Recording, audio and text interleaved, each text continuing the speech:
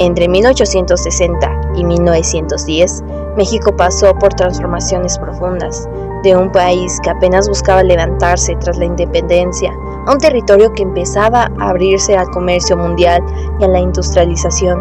Pero este proceso no fue sencillo ni equitativo. La política, la lucha por el poder y las decisiones de quienes gobernaban fueron determinantes. Por eso, entender la evolución de los negocios entre 1860 y 1910 no es solo un ejercicio académico, sino un recordatorio de que los mercados, las empresas y el comercio siempre están ligados a las decisiones políticas, a los símbolos de poder y a los sueños y errores de quienes los impulsan. Reflexionar sobre ello nos ayuda a ver que la historia económica no está aislada, tiene rostro, tiene escenarios, y uno de ellos fue el castillo de Chapultepec.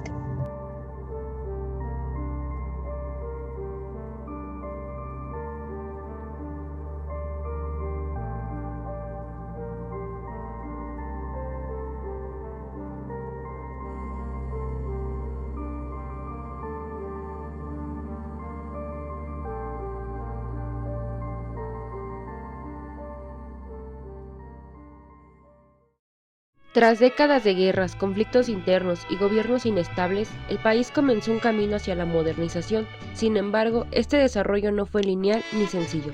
En este documental exploraremos cómo México pasó de una economía agrícola y de subsistencia a una nación con bancos, ferrocarriles y empresas industriales.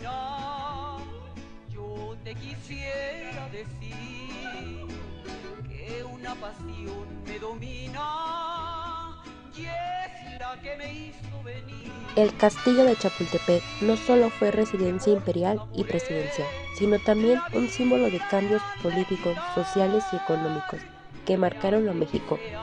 Entre 1860 y 1910, el país no solo luchaba por consolidar su independencia, sino también construía las bases de sus primeros negocios modernos.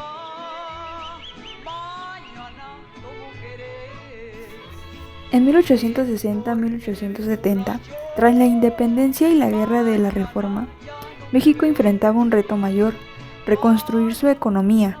Los negocios locales, desde pequeñas pulquerías hasta talleres artesanales, eran el motor de la vida cotidiana.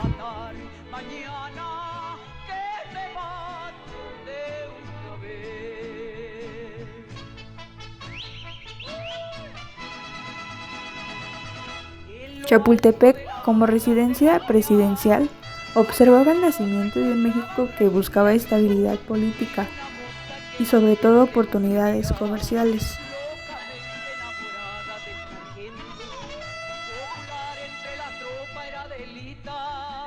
La mujer que el sargento idolatraba, que además de ser valiente era bonita, que hasta el mismo coronel la respetaba.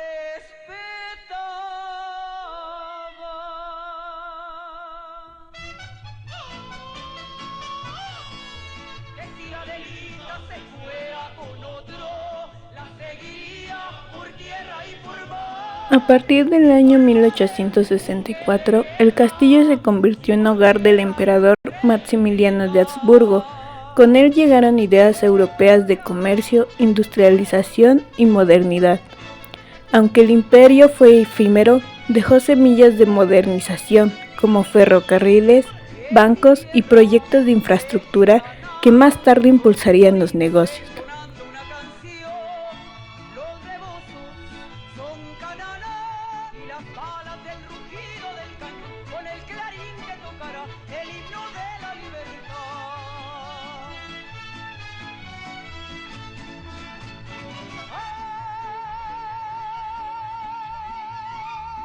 Bajo Benito Juárez y Sebastián Lerdo de Tejada, los negocios comenzaron a diversificarse. El comercio con otros países se abrió paso, mientras las primeras imprentas y fábricas textiles transformaban el modo de producir y vender. México daba un paso hacia un modelo de negocios menos artesanal y más industrial. Allá en la trinchera, me muero de veras por mi pabellón. Con Porfirio Díaz, el país entró en una era de modernización económica. Ferrocarriles unieron regiones lejanas, facilitando el transporte de mercancía y de materia prima. Se crearon bancos y surgieron grandes comercios. El castillo de Chapultepec, ahora residencia presidencial, fue testigo de una época en la que México apostaba por los negocios modernos, la innovación extranjera y la industrialización.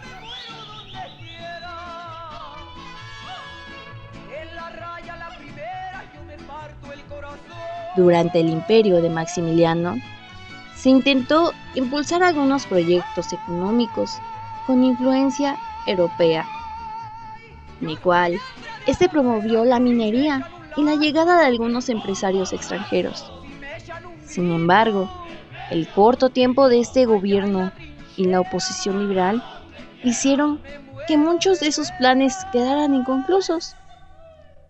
Tras la caída del imperio en 1867, con el triunfo de los liberales encabezados por Benito Juárez, se buscó reorganizar la economía bajo principios de la Reforma.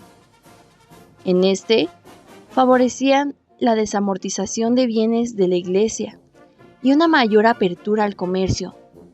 Así que, este fue un primer intento por modernizar los negocios en el país.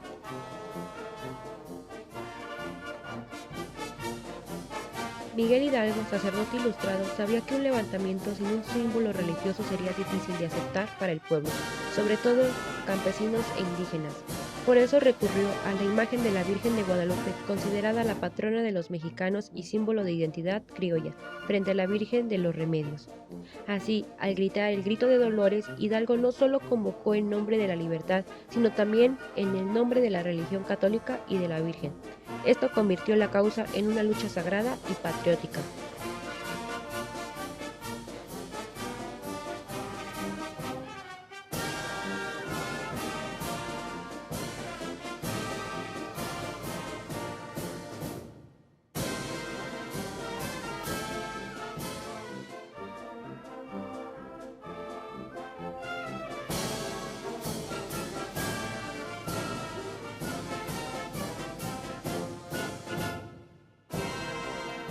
Durante el Porfiriato, la industria textil vivió su mayor auge.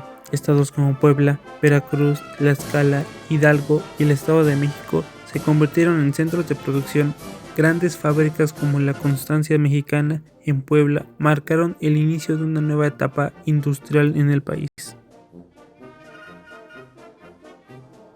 De 1860 a 1910, México pasó la inestabilidad de guerras y conflictos en una modernización económica bajo el Porfiriato. Los negocios crecieron gracias a los ferrocarriles, la minería, la industria y la llegada de capital extranjero. Sin embargo, ese crecimiento no fue equitativo. La riqueza se concentró en pocas manos y la desigualdad se hicieron más profundas. Escogimos el castillo porque encarna la historia de cómo México buscaba reafirmar su independencia, no solo en lo político, sino también en lo económico.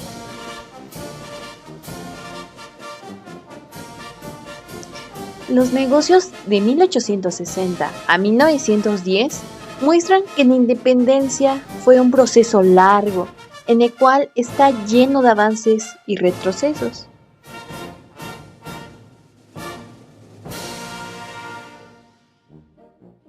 El castillo de Chapultepec no es solo un monumento histórico, es un símbolo del poder que moldeó la economía mexicana. Entre 1860 y 1910, los negocios evolucionaron con grandes avances, pero también con desigualdades, que desembocaron en la Revolución de 1910.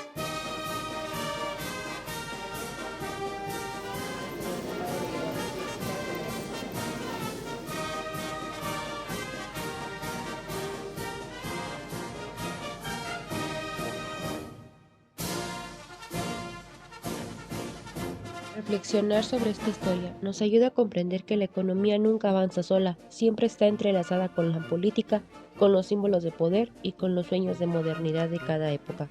Entender esa conexión es clave para valorar nuestro presente y pensar dónde queremos llevar los negocios y la economía de México en el futuro.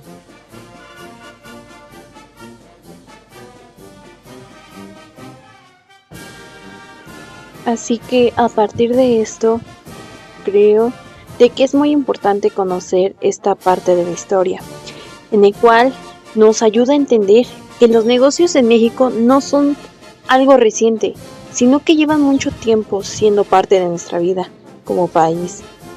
Desde hace más de 150 años ya existían formas de comercio, talleres, fábricas y mercados que, aunque eran muy distintos a lo que vemos ahora, cumplían la misma función: sostener la economía, generar empleo y darle rumbo al país. A veces pensamos que la independencia solo fue una lucha política o militar, pero en realidad también se trataba de construir independencia económica, y eso pasaba directamente por los negocios.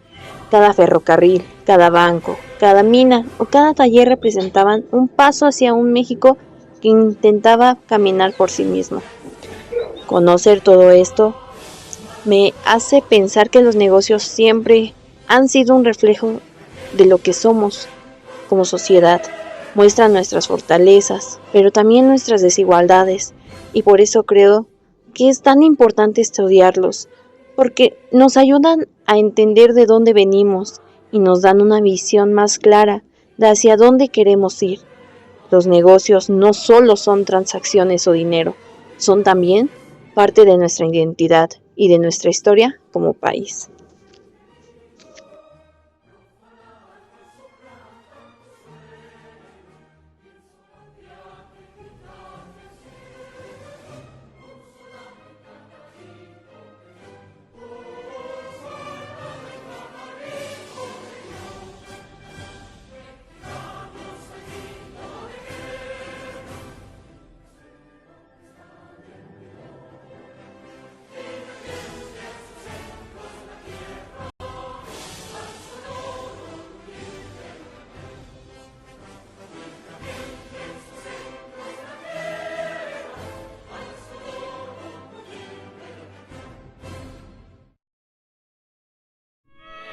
Lo que más me gustó de esta visita fue poder observar de cerca los símbolos y espacios que forman parte de la construcción de nuestra identidad nacional. Caminar por el castillo de Chapultepec nos permitió imaginar cómo era la vida en la época de la independencia, no solo en lo político, sino también en lo económico y en lo social. Comprender el contexto en el que se desarrollaban los negocios, el comercio y las relaciones de poder nos dan una visión mucho más amplia de la historia. Esta experiencia no solo enriquece lo que aprendemos en clase, sino que también nos motiva a valorar el esfuerzo, los cambios y los avances que vivió México en su camino hacia consolidarse como una nación libre e independiente.